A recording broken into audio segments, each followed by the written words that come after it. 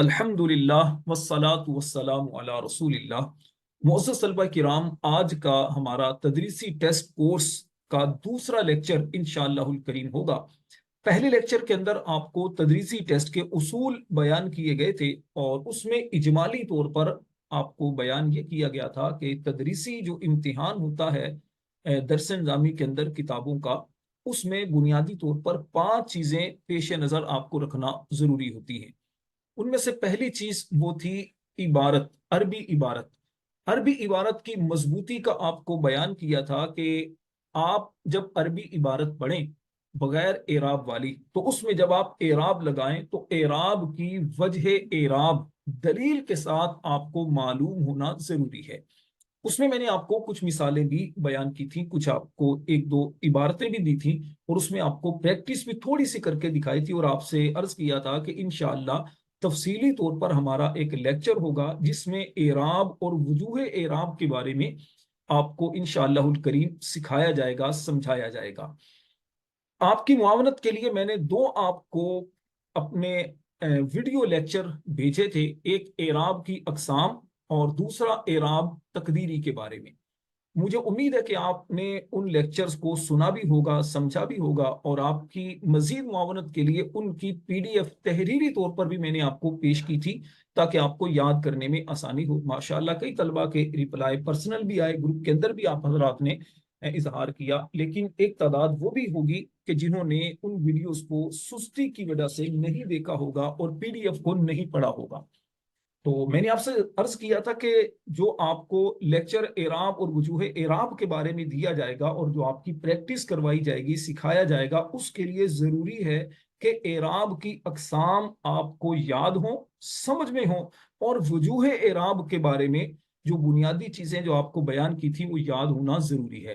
اب جن طلبہ نے یاد کیا ہوگا، یقیناً آج کا جو سبق، آج کا جو لیکچر ان کو بہت فائدہ دے گا۔ تو سب سے پہلے تو یہ ذہن نشین کر لیجئے کہ اعراب وہ 7 اعراب کی اقسام ہے۔ بنیادی طور پر آپ دیکھیں تو اعراب کی 7 اقسام بنتی ہیں۔ اب یہ مختلف اعتبارات سے ہیں، میں نے اکٹھی آپ کے سامنے یہ 7 اقسام بیان لکھی ہیں۔ اعراب لفظی، اعراب تقدیری، اعراب محلی، اعراب اصلی، اعراب طبعی، اعراب بالحرکت اور اعراب بالحرف۔ اب اگر دیکھا جائے تو اعراب لفظی اور تقدیری ان کا تعلق ہے اسم مورب کے ساتھ۔ اعراب محلی کا تعلق وہ ہے مبنی کے ساتھ۔ اصلی اور طبعی بالحرکت اور بالحرف ان کا بھی اسم مورب کے ساتھ تعلق ہے۔ اب ان کی زیادہ تفصیل میں بیان نہیں کروں گا چونکہ ان کے پورے آپ کو مکمل تفصیل کے ساتھ آپ کو یہ پڑھایا جا چکا ہے۔ تھوڑا سا آپ کو ضمناً بیان کر دیتا ہوں تاکہ چیزیں آپ کو یاد ہو جائیں، ذہن نشین ہو جائیں، دوبارہ ذہن میں آ جائیں، یا جو طلبہ کسی مجبوری یا پریشانی کی وجہ سے وہ لیکچر نہیں سن سکے یا ان کے ذہن میں نہیں ہے تو ان کو بھی یہ چیزیں یاد ہو جائیں۔ اعراب لفظی آپ کو بیان کیا تھا وہ اعراب جو پڑھنے میں آئے، وہ اعراب جو پڑھنے میں آئے۔ اعراب تقدیری وہ اعراب جو پڑھنے میں نہ آئے، اگرچہ نظر آئے لیکن پڑھنے میں نہ آئے تو وہ اعراب تقدیری کہلاتا ہے۔ اعراب محلی وہ اعراب کہ جو اگر اس کی جگہ یہ اعراب محلی چونکہ ہوتا ہے مبنی کا، ٹھیک ہے، مبنی کیونکہ کسی بھی اعراب کو یوں سمجھیے قبول نہیں کرتا، عامل کا اثر قبول نہیں کرتا، یوں سمجھیے مبنی جو ہے وہ عامل کا اثر قبول نہیں کرتا، اس لیے مبنی کا اعراب بھی بیان نہیں کیا جاتا۔ لیکن کیا کہتے ہیں، وہ جو مبنی الاصل کے مشابہ ہیں تو اس کا اعراب بیان کرتے ہوئے بعض اوقات یہ بیان کر دیا جاتا ہے کہ یہ محلن مرفوع ہے یا محلن منصوب ہے، ٹھیک ہے، یا محلن مجرور یا مجزوم یا مجرور ہے۔ تو اس کی بھی آپ کو میں کچھ چیزیں بیان کر چکا ہوں، مزید آپ جب عبارت دیکھیں گے تو پھر آپ کو انشاءاللہ الکریم اس کے بارے میں مزید آسانی ہو جائے گی۔ آواز کی پرابلم اس وجہ سے بعض کو ہوتی ہوگی کہ آپ کے پاس نیٹ کی پرابلم ہوگی، سگنل کی پرابلم ہوگی، جس کی وجہ سے آپ کے پاس کٹ کر آواز آ رہی ہوگی، ورنہ اکثر ماشاءاللہ طلبہ تک آواز ٹھیک آ رہی ہے۔ تو بہرحال اعراب محلی یہ مبنی کا ہوتا ہے، اگر مبنی کی جگہ یا مبنی الاصل کی جگہ اگر اس میں مورب کو رکھا جائے تو وہ پھر اعراب یا لفظی ہوگا یا اعراب تقدیری ہوگا۔ اچھا جی، اعراب اصلی کیا ہوتا ہے کہ جو اعراب اصلاً ہوتا ہے، یعنی مرفوعات کا یوں سمجھیے کہ جو 8 مرفوعات ہیں، 12 منصوبات ہیں، جو مجرورات ہیں، جیسے فاعل ہے، نائب الفاعل ہے، مبتدا خبر وغیرہ، ان کا جو اعراب یہ اصلی ہوتا ہے. اور اعراب طبعی وہ ہوتا ہے توابع کا، یعنی اصل کے تابع ہو کر جو اعراب اس کو آتا ہے وہ اعراب طبعی کہلاتا ہے. اعراب بالحرکت جو زبر زیر پیش کے ذریعے آتا ہے، اور اعراب بالحرف جو کیا کہتے ہیں، جو اعراب واو الف واو یا کے ذریعے آتا ہے. تو اس طرح یہ 7 اقسام بن جاتی ہیں اعراب کی، اس اعتبار سے اگر آپ دیکھیں تو. اچھا جی، اس کے بعد اب اگلی بات، اعراب کی پہچان کا طریقہ. اعراب کی پہچان کا طریقہ یہ ہے کہ سب سے پہلی بات، یہ میں آپ کے سامنے کچھ چیزیں بیان کر رہا ہوں، اس کو ذہن نشین کر لیجیے گا. سب سے پہلی بات تو یہ ہے کہ اس میں مورب کی 12 اقسام مع اعراب یاد کریں. اس میں مورب کی 12 اقسام کون سی ہیں؟ خلاصۃ النحو کے اندر، تفسیر النحو کے اندر، نصاب النحو میں 12 اقسام بیان کی گئی، اور نحو میر میں 16 اقسام لکھی ہیں.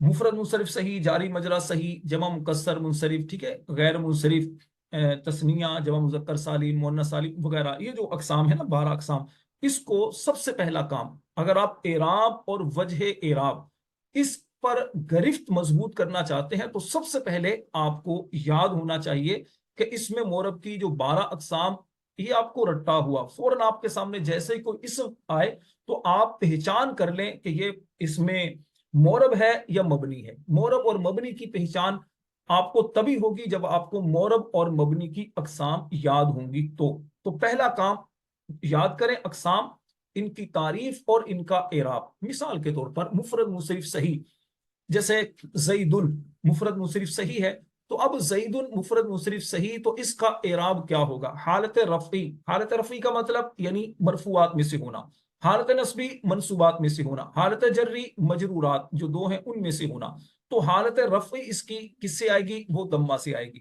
دمہ جب ہم کہتے ہیں تو اس میں دونوں چیزیں آ جاتی ہیں، اگر معرف باللام نہیں تو پھر تنوین، اور اگر معرف باللام ہے تو پھر جناب ایک پیش. ٹھیک ہے، جیسے رجل، ہم اس کو لے لیں، جاء رجل، رجل حالت رفعی میں ہے اور اس کا اعراب دیکھیے دمہ.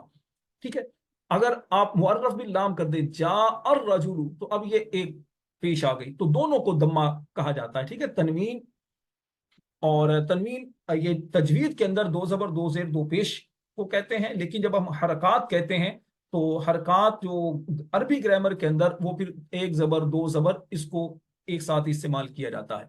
تو بہرحال حالت رفعی اس کی دمہ کے ساتھ آتی ہے. دمہ کا مطلب میں نے آپ کو واضح کر دیا. اسی طرح نصب، اسی طرح فتح، اسی طرح کسرہ، یہ ذہن میں رکھیں. حالت جری، حالت نصبی، حالت نصبی کا مطلب منصوبات میں سے ہونا. حالت نصبی اس کی فتحہ سے آتی ہے.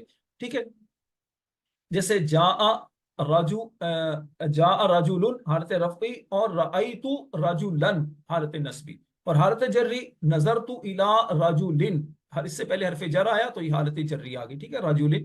تو یہ ایک مثال آپ کو میں نے دی سمجھانے کے لیے. تو اس میں مورب کی اس طرح اقسام یاد ہوں گی، اس کا اعراب آپ کو یاد ہوگا، تو انشاءاللہ سب سے پہلے اعراب کی پہچان ہوگی، تو پھر وجہ اعراب پہچاننا آسان ہوگا.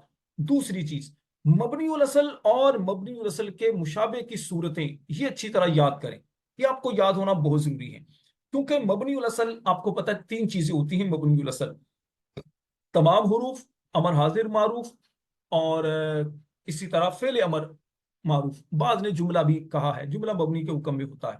اور مبنی الاصل کے مشابہ کی صورتیں، مبنی الاصل کے مشابہ کی صورتیں، یہ آپ کو مبنی اور مورب اور مبنی کی جو اقسام والا سبق ہے نا، اس میں آپ کو تفصیل سے بیان کر چکا ہوں. تو اس کو یاد کر لیں. جب یہ یاد ہوگی تو پھر آپ کے لیے بتانا آسان ہوگا، کیونکہ پھر آپ اس میں مورب کی اقسام والا جو اعراب ہے نا، رفع نصب جر، وہ آپ اس میں نہیں بیان کریں گے. ایک اہم بات یہ بھی یاد رکھ لیں کہ مورب کے اعراب کو کہتے ہیں رفع نصب جر. ٹھیک ہے، مبنی کے اعراب کو کہتے ہیں فتحہ کسرہ دمہ. یعنی مبنی کا اعراب، ویسے تو مبنی کا کوئی اعراب نہیں ہوتا چونکہ یہ عامل کے اثر کو قبول نہیں کرتا، لیکن بعض اوقات بیان بھی کیا جاتا ہے، تو پھر آپ کہتے ہیں مبنی بر فتحہ، مبنی بر کسرہ، یا مبنی بر دمہ. اس انداز سے مبنی کے یا مبنی اصل کے مشابہ کے اعراب کو بیان کیا جاتا ہے. مبنی اصل مشابہ مبنی الاصل کا کوئی اعراب نہیں ہوتا، کیونکہ یہ عامل کے اثر کو قبول نہیں کرتا. ہاں البتہ یوں اس کو کہتے ہیں محلن مرفوع، محلن منصوب، محلن مجرور وغیرہ. अच्छा जी, और मबनी उल असल जब हो तो वो महल्लन भी मरफू मंसूब और मजरूर या मजजूम नहीं होता। ये आपको आगे इंशाल्लाह मैं मजीद समझाता हूं। उसके बाद तीसरी चीज, एराब की जो सातों अकसाम हैं, एराब की जो 7 किस्में मैंने आपके सामने बयान की हैं, इनको अच्छी तरह याद कर लें। एराब की सातों अकसाम जो मैंने आपको बयान की, ये वाली, इसको अच्छी तरह जहन में रख लें, क्योंकि आपने अगर रट्टा लगाया होगा ना, तो फिर आप कंफ्यूजन का शिकार हो सकते हैं। जब आपने समझा हुआ होगा, तो अब अगर मुफत्तिश जो है, उस्ताद साहब जो हैं, वो आपको अगर चेक करना चाहेंगे तो फिर आप बआसानी उनको जवाब दे सकेंगे। तो ये 3 पॉइंट बहुत अहम है एराब और वजूह एराब के बारे में, खास तौर पर एराब की पहचान के बारे में। दूसरी बात, वजूह एराब बताने का तरीका, ये बहुत ही ज्यादा अहम है। और आज का जो हमारा सबक, जो लेक्चर है, जो आपके सामने अरबी इबारत में रखूंगा, वो इसी बात पर मुश्तमिल है। मैं आपको प्रैक्टिस करके दिखाऊंगा कि आपने एराब किस तरह बयान करना है। एराब असली की पहचान के लिए, एराब असली की पहचान के लिए आपने जनाब मरफूआत, मंसूबात और मजरूरात, आपने इसको याद करना है। इराब असली की पहचान के लिए आपने मरफूआत, मंसूबात और मजरूरात ये याद कर लें। मरफूआत 8 होते हैं, मंसूबात 12 और मजरूरात, इसका भी पूरा इंशाल्लाह मुकम्मल सबक ये मैं आपको भेज दूंगा। ये इस तरह आप याद कर, वीडियो लेक्चर में है, और पीडीएफ भी इंशाल्लाह आपको भेज दूंगा आपकी आसानी के लिए। दूसरा, इराब तबई की पहचान के लिए तवाबे ये याद करें। तवाबे यानी सिफत, बदल, ताकीद, मातूफ और अत्फ़ बयान, ये 5 तवाबे हैं, इसको याद कर लें, ये समझना बहुत जरूरी है। उसके बाद वजूह एराब बताने का तरीका सीखें। वो तरीका क्या होता है, यही आज हम प्रैक्टिस करेंगे, क्योंकि तलबा इसी में कंफ्यूजन का शिकार रहते हैं कि हम तरीका, जब उस्ताद साहब कहते हैं जी आपने ये एराब पढ़ा है, तो इस एराब की वजह क्या है, ये एराब पढ़ने की वजह क्या है, वजह एराब बताइए। आप वजह एराब बताई तो कहेंगे किस दलील के साथ आपने बताई, तो वो दलील आपको याद हो। अच्छा, बताएंगे इस अंदाज से कि उस्ताद साहब समझ जाएंगे कि इसको फहम है, वरना रट्टा लगा हुआ होगा, थोड़ा सा उस्ताद आपको घुमाएगा तो आप घूम जाएंगे और फिर परेशानी होगी। आज जो हमारी प्रैक्टिस होगी, यूं समझिए वजूह एराब ही के बारे में होगी। ये इंशाल्लाह आगे अर्ज करता हूं। वजूह एराब बताने का तरीका ये आपको थोड़ा सा मैं सिखा देता हूं, उसके बाद फिर हम चलेंगे अरबी इबारत की तरफ। जैसे एक मिसाल है, अर रजुलुल आलिमु जमीलुन। अब इस मिसाल में अगर आपसे कहा जाए अल आलिमु, इसका एराब बताइए, तो इसका एराब आप किस अंदाज से बताएंगे? देखिए, एक तरीका तो यह है कि आप ये कहें अल आलिमु मुब्तदा, मुब्तदा होने की वजह से मरफू है। एक ये भी गलत।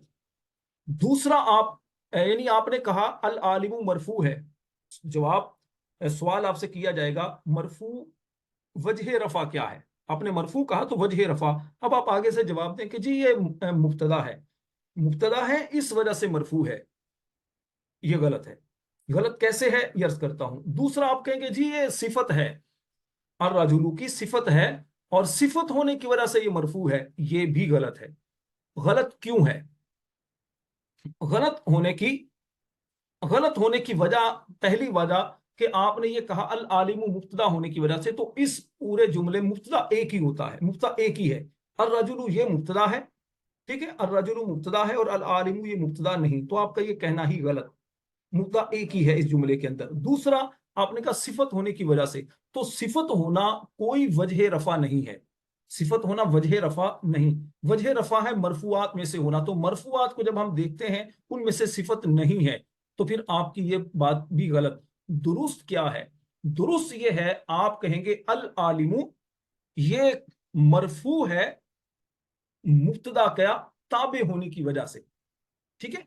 यानी मरफू किस बिना पर है? और रजुलु मुब्तदा के ताबे होने की वजह से। चूंकि ताबे होना ये है वजह रफा, यानी ताबे होना इनके असल, इनके इसका इराब तबई है।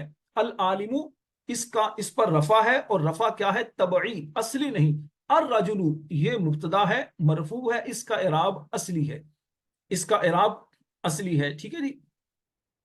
तो अब दूसरे नंबर पर जमीलुन ये खबर है और ये मरफू है, तो इसमें कोई मुज़ाहिरे वाली बात नहीं।